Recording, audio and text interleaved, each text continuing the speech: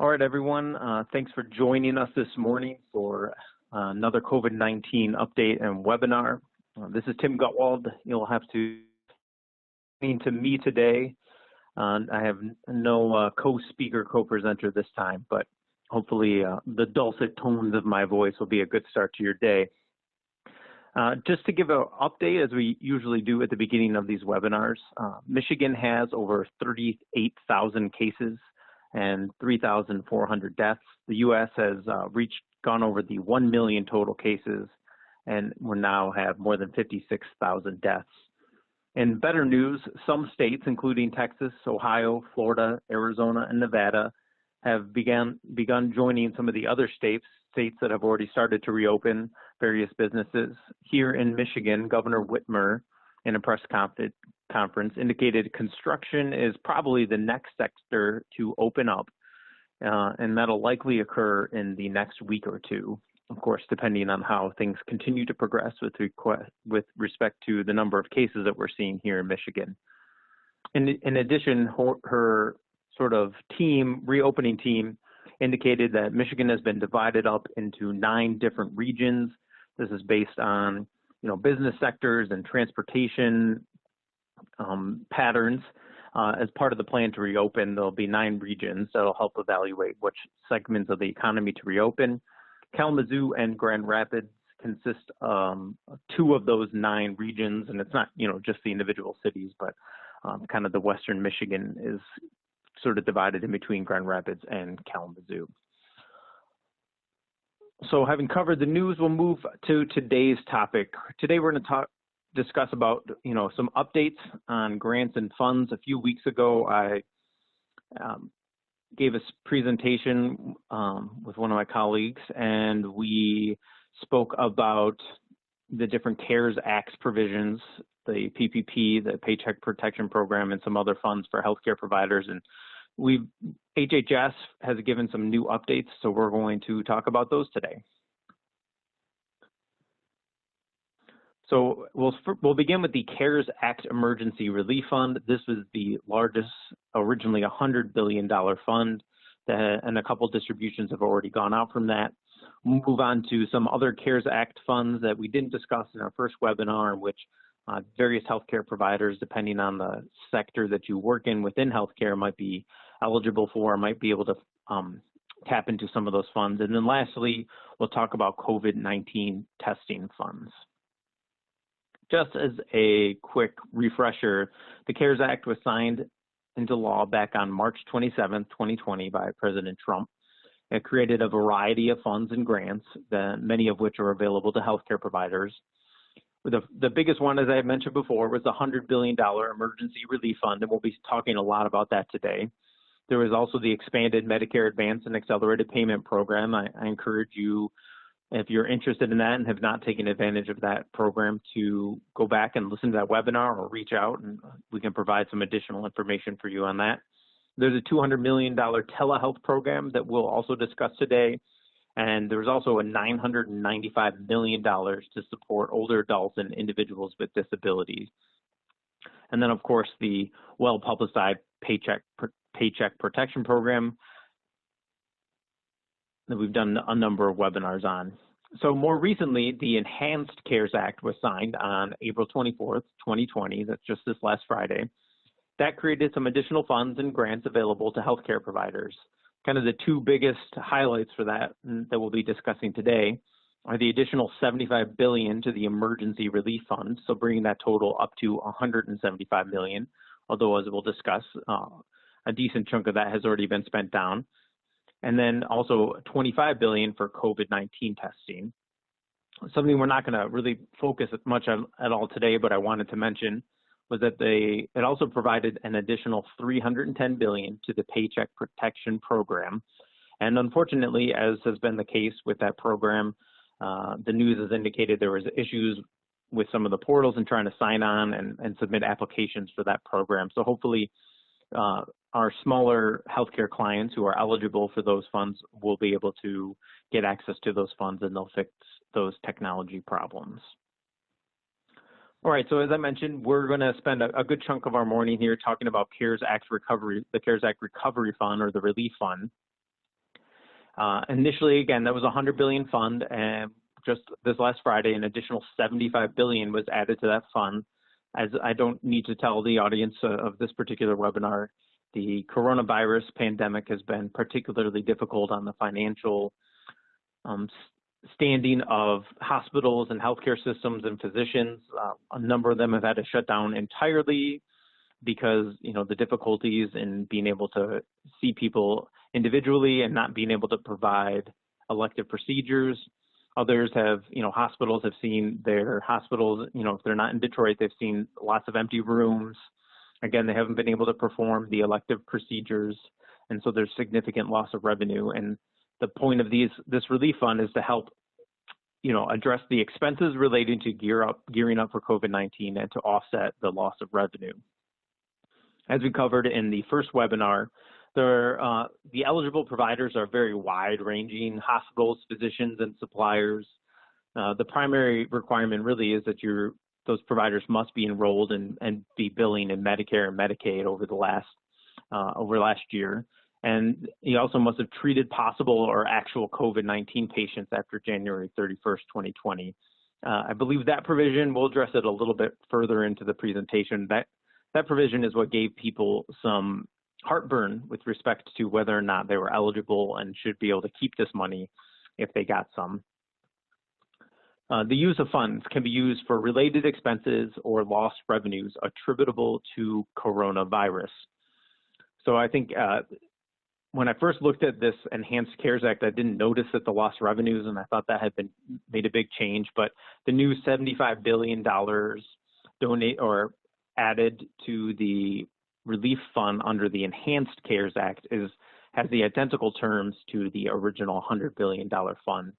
So the same rules apply for this additional money. It can be used for building or construction of temporary structures, leasing properties, medical supplies, PPE, surge capacity, all those things for gearing up for COVID-19, or again for lost revenues. As we discussed a little bit within the first webinar, it's very important that you document and keep track of these types of expenses, and also important to keep track of, okay, so where are we using the money that we received under the relief fund so that you can tie it to one of these eligible expenses or attribute it to lost revenues. Okay, so the allocation of funds. The initial and enhanced bill referenced applications. As we had said, we're going to have to stay tuned and see if there are applications.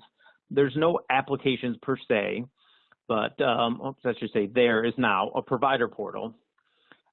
There have been HHS, this is not in the bill, but HHS has kind of discussed two types of allocations.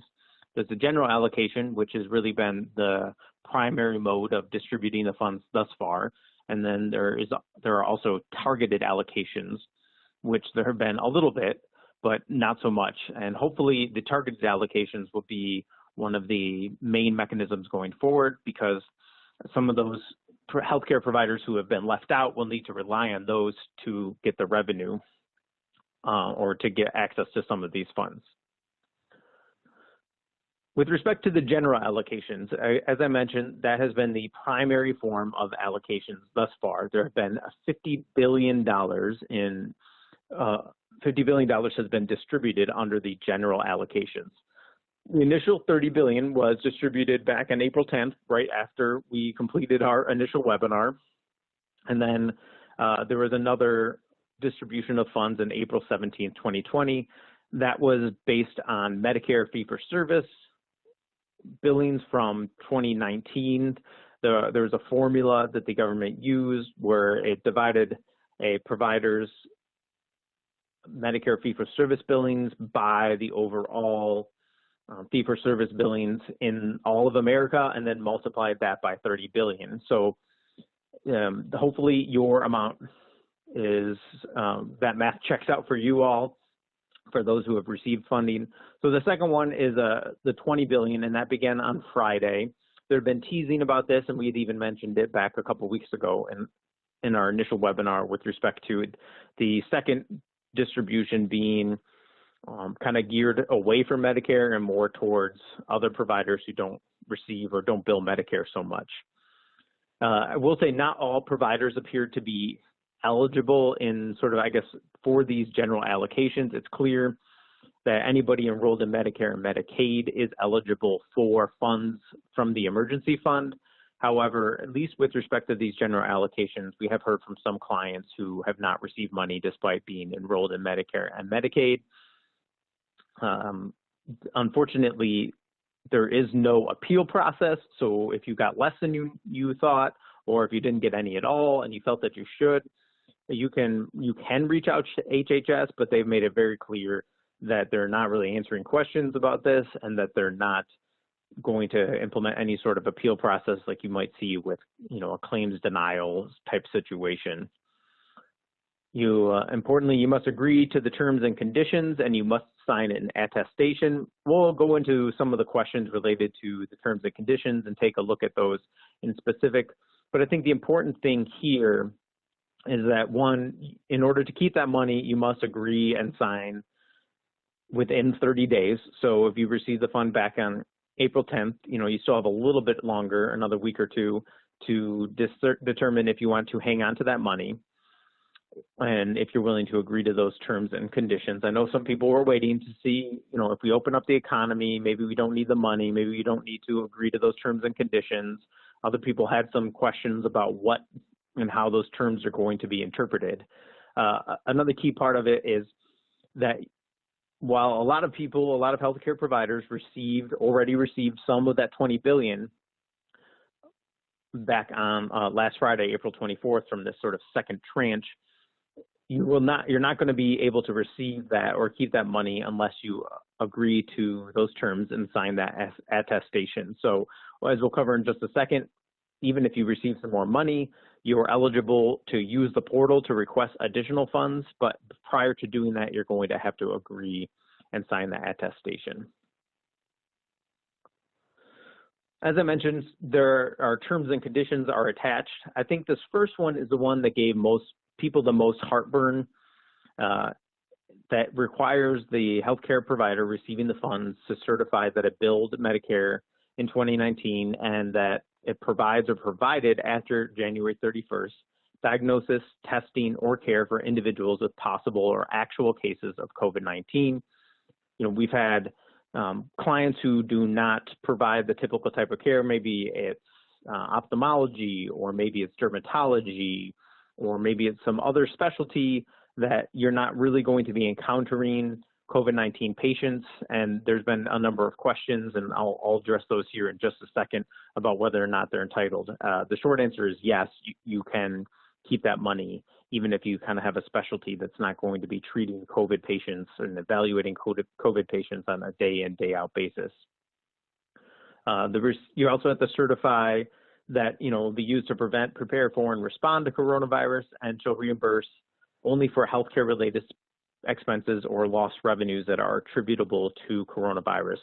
So again, this gets to what I discussed before. It's going to be important to document, your lost revenues. The HHS issued some guidance as far as how you can calculate the lost revenues.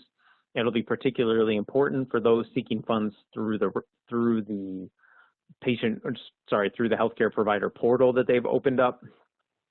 And there's a couple different methodologies you can use. One, you can compare April and March, or March and April from last year to March and April to this year, and use that to estimate how much revenue you've lost as a result of coronavirus. The other alternative is perhaps you budgeted a year in advance for how much revenue you anticipated to receive, and you can use that budget and compare it to what you actually received for March and April, and use that to identify the lost revenues. As I mentioned before, you'll want to be careful. You want to make sure that you have good documentation. For those receiving over $150,000, they're going to have to submit reports to HHS that document and back up what the lost revenue was, what the funds were used for.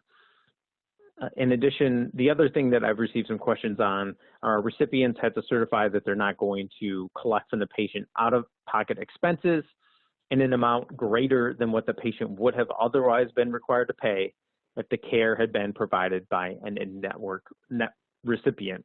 In other words, you can't balance bill a COVID patient. All right, so again, here gets to some of the kind of the big questions that we've gotten, and there's a number of other ones, and I do see that there's a question someone has sent in. So what constitutes diagnosis, testing, or care for individuals?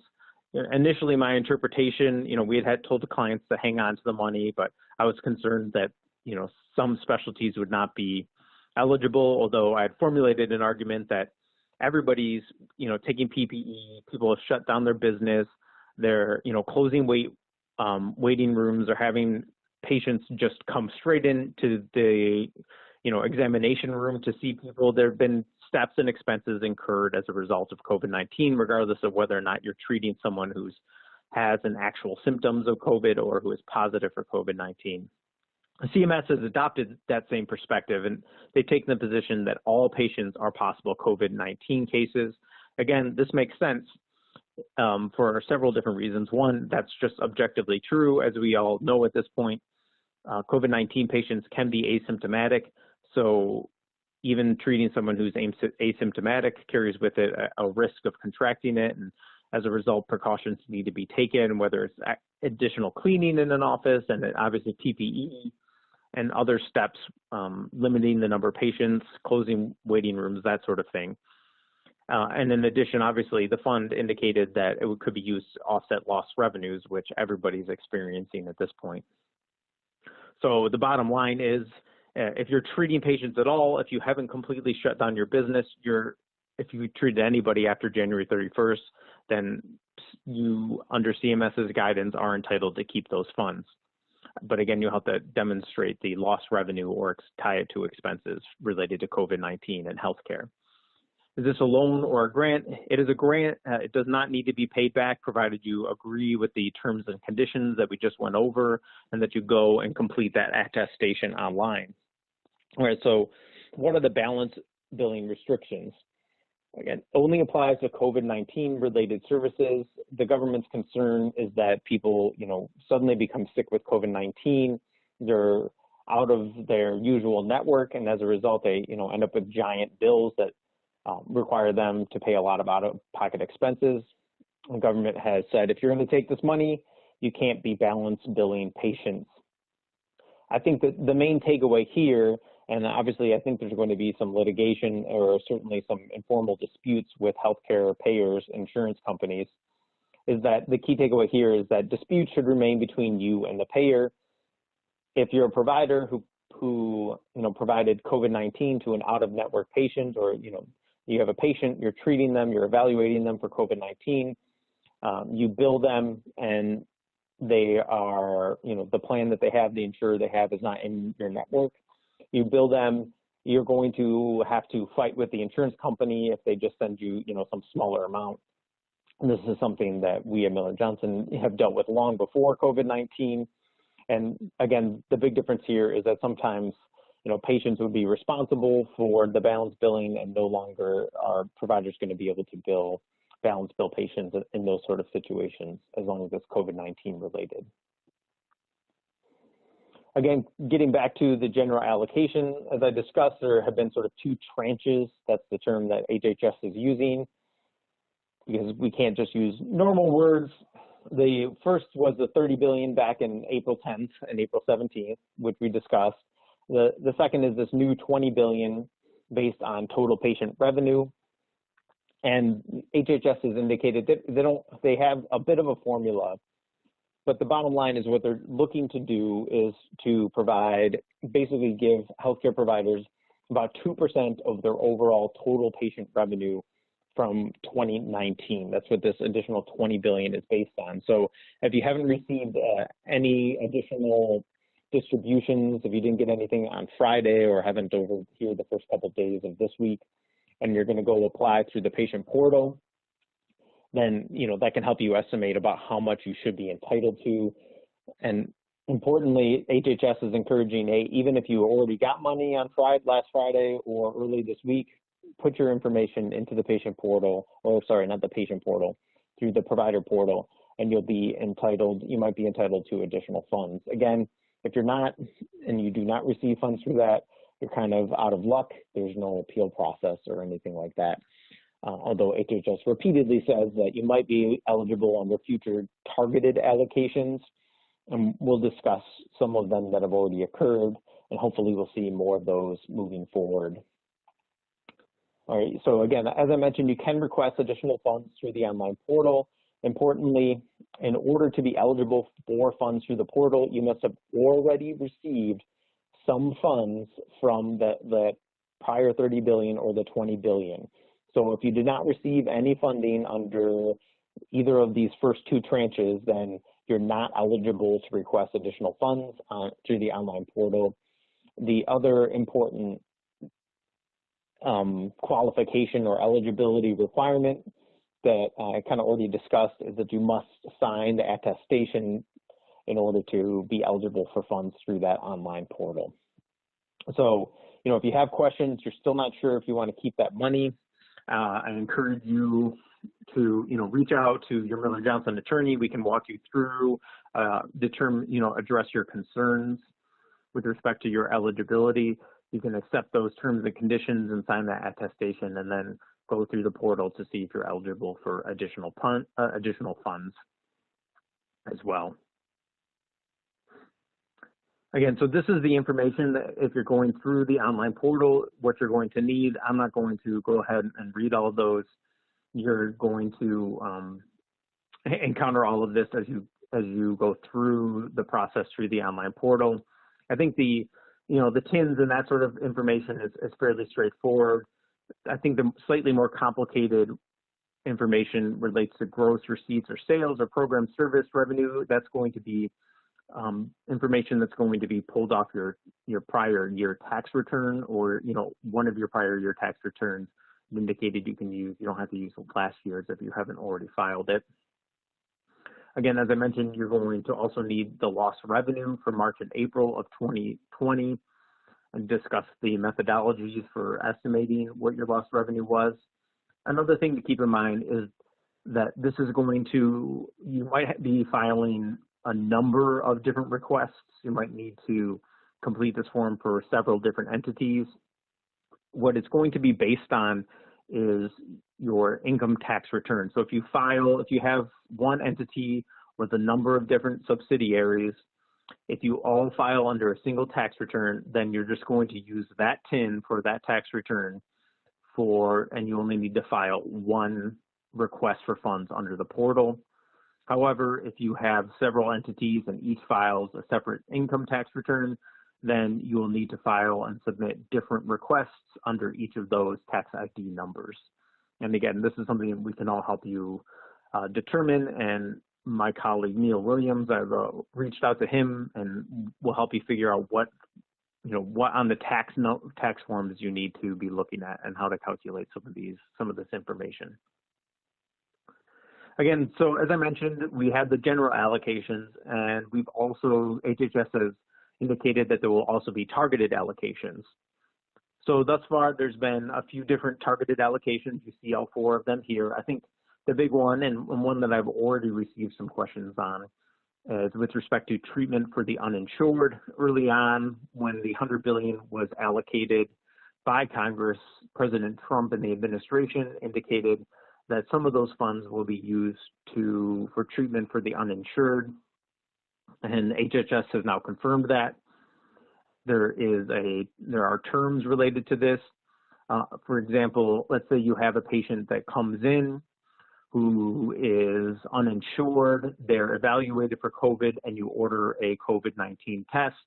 That individual, you'd be eligible to submit that claim through this portal. You'll have to register online, and you can start submitting claims in May of 2020. I think it's important here to note that if it's an individual who's uninsured, they come in, you evaluate them, they have signs of COVID, you do a flu test, and they're positive for the flu, and no COVID test is ordered or administered. In that case, you're not going to be eligible based on at least the terms and conditions as I read them. You would not be eligible to submit that claim under here. You would have to, try and collect from that patient directly The other targeted allocation was for high impact areas. I'm not going to spend a lot of time on that. Information had to be submitted last Saturday, and if you were a provider in a high impact area, HHS guidance indicated that they would have contacted you. The other important targeted allocation that's relevant to a number of our clients from Miller Johnson are for rural providers. There's going to be a proportional distribution divvied out to these rural providers. At this point, it does not appear that there's anything that rural providers need to do. You don't need to raise your hand or anything like that. I suspect and anticipate that there will be terms and conditions, if not identical, then certainly very similar to those that we saw for the general allocation amounts, and those will start as early as this week.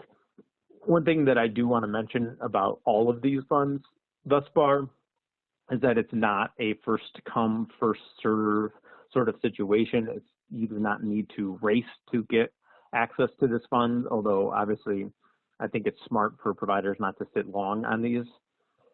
The government already has an idea of how they're going to allocate all these funds. They have all of this or most of this information, and so all you have to do is really sit back, either go through the portal or wait for the funds to arrive, and then you'll have to eventually agree to terms and conditions and sign an attestation. The last targeted allocation that has been distributed thus far was for the Indian Health Services. There was $400 million to the IHS, and again, similar to the rural providers, that money should be distributed as early as next week. So far, at least I have not seen.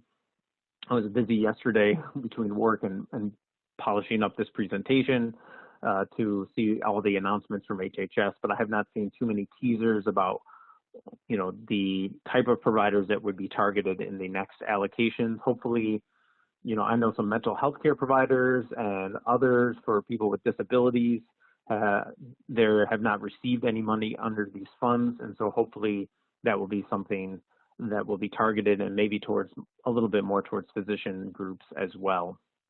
I think primarily hospitals saw the largest amount of benefit from these initial distributions. But again, there's a clear recognition by the administration that healthcare providers across the country are hurting as a result of COVID-19. In particular, the rural providers, they emphasize they know that there's often slim margins and there's a lot of empty beds and a lack of elective procedures. And so hopefully some of these funds will help, and the HHS will continue to identify money and targeted allocations, and perhaps we'll see another general distribution as well. So I think we're up to about 50 million. No, I think maybe 60. I think we're up to like 60 million or so that has already been distributed. The rural health providers, for example, I should say 60 billion. So we still have a significant amount of the relief funds continue to be available, at least around 100 million or so. So hopefully everybody will see some of the money distributed to them, and people can just sit tight at the moment. So I'm going to look at this question here. It's my understanding that if you don't sign the attestation, is an automatic attestation. Is that correct, or will they take back the money if you don't affirmatively sign? My understanding is that if you don't, you need to return the money if you don't sign the attestation, or I think basically you'd be committing a false claim if you fail to return the money. So if you're not going to sign the money, then there should be some information as far as how to submit that money back to the government. So in a sense, it is an automatic attestation. If you don't sign the attestation, it will be assumed that you have agreed to those terms and assumed that you have made the you have agreed to those. However, it's important if you want to submit a request for additional funds under the portal, you can only do that if you've already signed the attestation and agreed to those terms. So if you only want to take the money that you have received thus far, and you're not going to go through that online portal, then you don't need to sign the attestation or agree to those terms at this point. You could just keep the money, and you have been basically deemed to have agreed to those terms and conditions.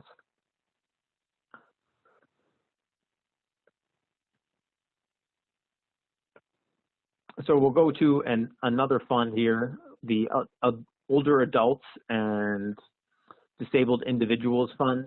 So this was something that will target some of sort of our non-hospital providers and non-physician providers who do bill, Medicare and Medicaid in particular. There would be almost $1 billion have been allocated to older adults and disabled individuals, $200 million to HCBS, home and community-based services, $400 million for delivered meals, and $85 million for direct support and services to individuals with disabilities. For those type of providers who work in this field, last Thursday, Governor Whitmer announced a $2 raise for direct care providers. There's significant confusion created among a whole host of PIHPs, among community health entities, as well as actual providers of these types of services. I think the $2 raise was probably the result of some of these funds. As you see on this last point, these funds are distributed to states, not individuals and providers. So I think what's going to happen here is people are just going to have to kind of sit tight. Like I said, I think the 2-hour increase is likely related to the release of some of these funds. And while I've heard different things from different clients as to how this is being handled. Some community health agencies are meeting to discuss how to distribute funds. Others are kind of waiting for additional guidance from the state, so people are going to have to sit tight. For those concerned that some of their competitors are giving raises and they're not, and then this kind of puts you in a bit of a pinch. You might have to agree to increase the wages before you end up receiving these funds. But I do, based on what we're hearing and how this has been handled in these sort of similar situations in the past, I suspect eventually the claims that have already been paid, there'll be some back pay afforded to those claims, and then kind of on a move forward basis, there should be additional money for, depending on the different codes that you're using, paid from your community mental health entities or through your contracts. So hold tight. We'll try and we'll continue to monitor this, and hopefully we can get back to people with some firmer answers on how that's going to be handled. All right, so another program that offers funds for healthcare providers is the COVID-19 telehealth program. $200 million was allocated under the CARES Act. Again, this is intended to help people expand telehealth services. A number of clients, basically all of my clients, have greatly expanded their telehealth services offerings. They've reviewed a number of contracts from telehealth providers. I've looked at a lot of different consent forms as people look to expand into telehealth, as it's really one of the main ways to provide healthcare services to people at this point. Again, these funds that you'll apply for online can be used for telecommunication services. So again, your internet fees, IT services, so personnel that are required to help run these services or have been reallocated towards that, and for devices and technology software, that sort of you can use. So what you're going to do is apply through the Federal Communications Commission, the FCC. It's kind of a multi-step process from my understanding. You have to register with one entity and then use that registration to then register for another program, and then you can submit the application online. So I encourage people, to really, Google the COVID-19 telehealth program, and you should be able to find that information. Or if you can reach out to me, I currently have a tab opened up on my browser with kind of a step-by-step process on that. So if you want to reach out to me, I'd be happy to provide that to you. That'll help you get through this process. And again, this one, unlike what we've seen with respect to the relief fund, is a first come, first served situation. So you'll want to jump on this as quickly as possible. I know some clients who have already been able to access funds through this process.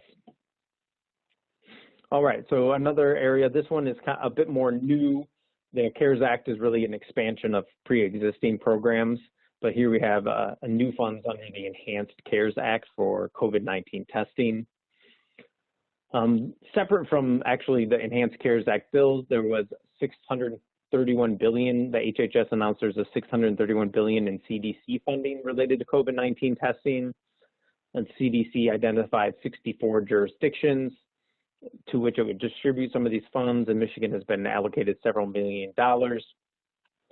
And again, the COVID-19 testing, similar to what we saw with respect to the older adults and individuals with disability funding, is going to be distributed directly to states and territories, or Indian Health Services as well. Tribal entities will be allocated. It'll go to those entities, and so healthcare providers are not going to be able to apply or get those funds directly from the federal government. They'll need to be working with the state and other health agencies to get access to those funds. In addition to that $631 billion, there's an additional $25 billion in the Enhanced CARES Act dedicated to COVID-19 testing. Kind of the biggest chunk is going to be $11 billion to the states and territories and tribal entities. Additional funds are going to go to the NIH and CDC, so perhaps we'll see some more distribution and funding from the CDC like we see there in that first bullet point. But at this point, the money will go directly to those entities. So that funding can be used for research, development, purchase, and administration of COVID-19 testing. And as far as administration goes, that would include things like PPE and personnel for administering these tests. So there should be some money available to labs and other pharmacies or others that might be interested in providing this either to customers or offering these types of services to employers as these open up. There is language within the bill itself that leads me to believe that employers might be directly eligible for some of these funds in order to administer this to their own clients, or their own employees rather. So if you're a manufacturing type entity, then there might be funds available there. And so for healthcare entities, they might be able to work with those and contract with those entities to do the administration at some of these employer sites. States, in order to receive these funds, are going to be required to submit a plan that identifies how many tests they have, how many they need, and how they plan to expand their testing. So I've not seen if Michigan has submitted that. There's obviously a lot of stuff that goes on behind the scenes with respect to this sort of stuff, but this money will start trickling down. And again, this is something we'll be monitoring. And as we see opportunities for clients to get access to these funds, to either work with or contract with the state and other health authorities, we'll send out client alerts and keep everybody aware of those opportunities. All right, well, that covers it for this morning. I don't believe I have any additional questions. There's my contact information. Hopefully I've worked with many or most of you who decided to listen in this morning. Just to kind of go over a couple points. For those who have received funds under the CARES Act Relief Fund, I encourage you to think about applying through the portal for additional funds that might be out there for you. And for everybody else who hasn't been given any funds through the CARES Act, we kind of highlighted some other funds. Hopefully those, there'll be some targeted allocation under the relief fund. And maybe if one of those, if you're looking at testing or if you provide services for older adults and disabled individuals, you'll be able to access some of those funds by partnering with the state government or through things like Governor Whitmer's, $2 raise. Again, I appreciate everyone joining this morning, and everybody have a good day and stay safe. Feel free to contact me or your General Miller Johnson attorney with any questions. Thank you. Goodbye.